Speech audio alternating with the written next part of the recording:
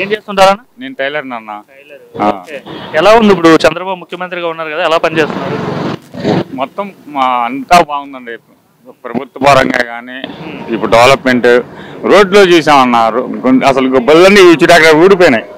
గత ప్రభుత్వం చూడు ఇవన్నీ మొత్తం ఎక్కడెక్కడి మొత్తం అంతా రోడ్లు గిట్లే కానీ పరిపాలన పరంగా కానీ ఇప్పుడు ఈ పథకాలు ఉన్నాయి కదా, గ్యాస్ ఫ్రీ ఒకటి, ఆ తర్వాత మన రైతులకు రిలీజ్ చేశారు.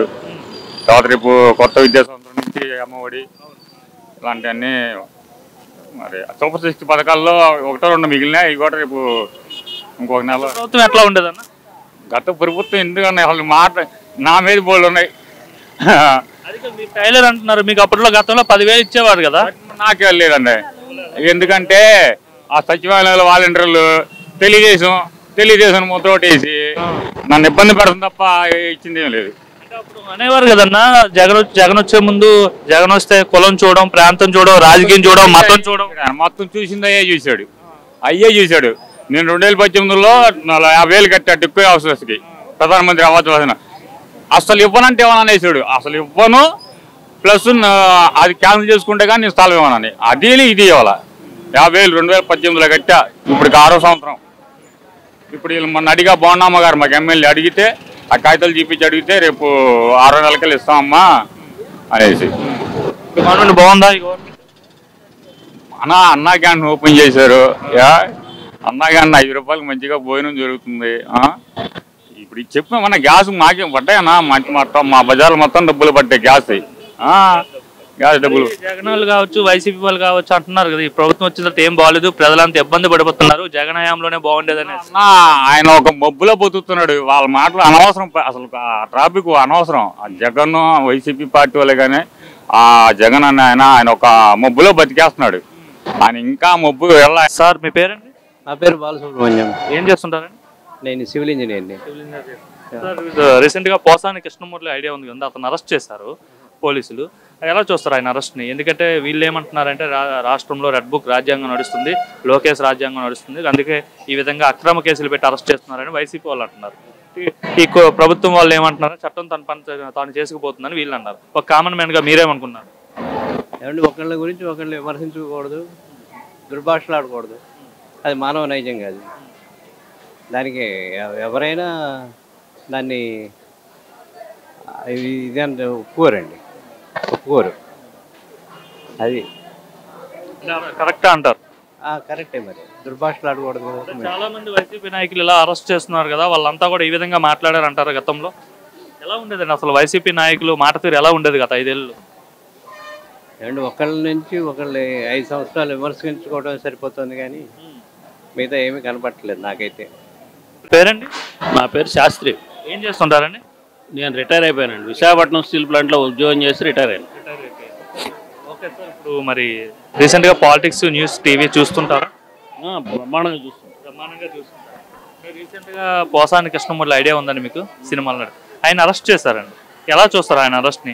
వీళ్ళు ఏమంటున్నారంటే కేవలం కక్షపూరితంగానే అరెస్ట్ చేశారు, రాష్ట్రంలో లోకేష్ రెడ్ బుక్ రాజ్యాంగం నడుస్తుందని చెప్పి వాళ్ళు అంటారు. వీళ్ళు ఏం చెప్తున్నారంటే ఇది కేవలం చట్టం తన పని తాను చేసుకుపోతుందని చెప్పి హోమ్ మినిస్టర్ కావచ్చు వీళ్ళంతా చెప్తున్నారు. ఒక కామన్ మ్యాన్గా మీరేమనుకుంటున్నారు?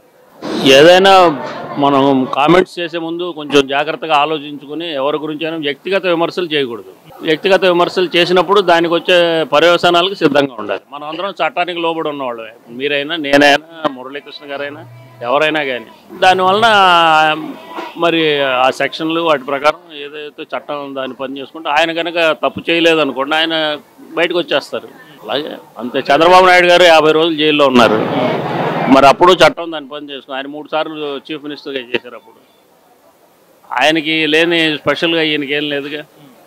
అదే అందుకని రాజ్యాంగం మీద నమ్మకం పెట్టుకోవాలి, మనం పోలీసు వ్యవస్థను గౌరవించాలి, ప్రజలను గౌరవించాలి. 1 by 1 అరెస్టులు జరుగుతున్నాయి కదా. మొదట్లో పిన్నెల్లి రామకృష్ణారెడ్డి కావచ్చు, తర్వాత నందిగాం సురేష్ కావచ్చు, వల్లంనేని వంశీ కావచ్చు, ఇప్పుడు రీసెంట్గా పోసాని కృష్ణమూర్తి కావచ్చు, త్వరలో గోరంట్ల మాధవ్ని కూడా అరెస్ట్ చేసే అవకాశం ఉందని చెప్పి నోటీసులు ఇచ్చారు. అవన్నీ మనకి పొలిటికల్గా అంత కామెంట్ చేసే ఇది చూస్తుంటే ఒక ఏమనిపిస్తుంది అంటే వాళ్ళు గతంలో తప్పులు చేశారు కాబట్టి చట్టం తన పని చేసిపోతుంది అనుకుంటున్నారా? లేదండి. కామన్ మ్యాన్గా మనకు కావాల్సింది ఏంటి, మనకి లా అండ్ ఆర్డర్ పర్ఫెక్ట్గా ఉండాలి, ప్రజలకు నిత్యావసర వస్తువులు అవి దొరకాలి. ఎలక్ట్ చేసుకున్న గవర్నమెంట్ వాళ్ళ మేనిఫెస్టోని ఇంప్లిమెంట్ చేయాలి. ఎలా అనిపిస్తున్నారు ఇప్పుడు చంద్రబాబు గారు పనితీరు చూస్తున్నారు కదా, ఈ గవర్నమెంట్ వర్కింగ్ ఎలా ఉంది ప్రజలకి? ఆయన ప్రయత్నం చేస్తున్నారు, పర్వాలేదు. కూటమి ప్రభుత్వం కదా, వాళ్ళల్లో కొంత చిత్తశుద్ధి కనపడుతోంది. దానివల్ల మనకి ఉపయోగంగానే ఉంటుంది అనిపిస్తుంది. గతానికి ఇప్పటికి తేడా ఏంటంటే, గత పరిపాలన 5 ఏళ్ళు చూశారు, ఇప్పుడు ఒక 8 నెలలు అవుతుంది. సో ఇంత కంపేర్ చేసుకుంటాం కదా, ఎలా అనిపిస్తుంది గతానికి ఇప్పటికి? ఇప్పుడు బాగుందండి. ఇప్పుడు కొంచెం మనకి క్యాపిటల్ అనేది ఒక డెసిషన్ వచ్చింది. తర్వాత మనకి ఒక చీఫ్ మినిస్టర్ రెస్పాన్సిబుల్గా మాట్లాడుతున్నారు. ఎక్కడికి వెళ్ళినా ఆయన నేను బాధ్యత తీసుకుంటాను, గవర్నమెంట్తో మాట్లాడతాను. ఆయన మెయిన్గా ఇప్పుడు ఏంటంటే సెంటర్లో డిసైడింగ్ పొజిషన్లో ఉన్నారు. ఈ 5 ఏళ్ళు మనకు బాగుంటుంది. అంటే ఈ రాజధాని అమరావతి కావచ్చు, పోలవరం కావచ్చు, పూర్తి చేస్తారని నమ్మకం ఉందండి మీకు చంద్రబాబు పైన? తప్పకుండా పూర్తి చేయడానికి పూర్తి కృషి చేస్తారు, జరుగుతాయి. గతంలో పోలవరం పూర్తి కాకపోవడం కారణం ఏమనుకుంటున్నారండి గత ప్రభుత్వ హయాంలో? మన రాష్ట్రం కొత్తగా ఏర్పడిందండి. కొత్తగా ఏర్పడిన రాష్ట్రానికి నిధులు కావాలి, ఇండస్ట్రీస్ కావాలి. మనం హడావిడిగా పరిగెత్తుకుని వచ్చేసాం హైదరాబాద్ను వదిలేసి. అసలు విభజన జరగటమే మనకి అన్యాయంగా జరిగింది. ఆంధ్రప్రదేశ్కి అన్యాయంగా విభజన జరిగినప్పుడు మనకి న్యాయం ఎట్లా జరుగుతుంది?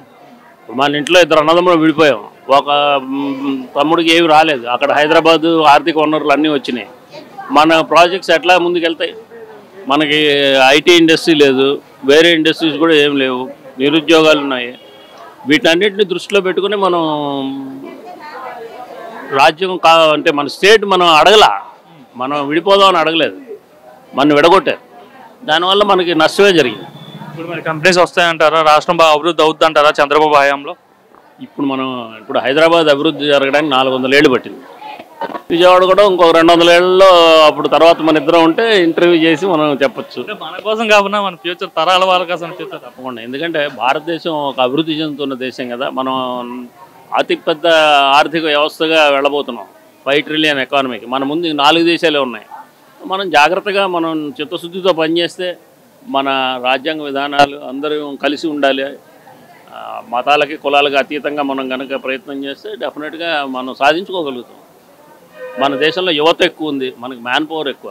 సహజంగా ఇప్పుడు ఉన్న యువతకి పని కల్పిస్తే వాళ్ళు చేయలేనిది ఏమని చెప్పండి? చేయగలరు, అన్నీ చేయగలరు.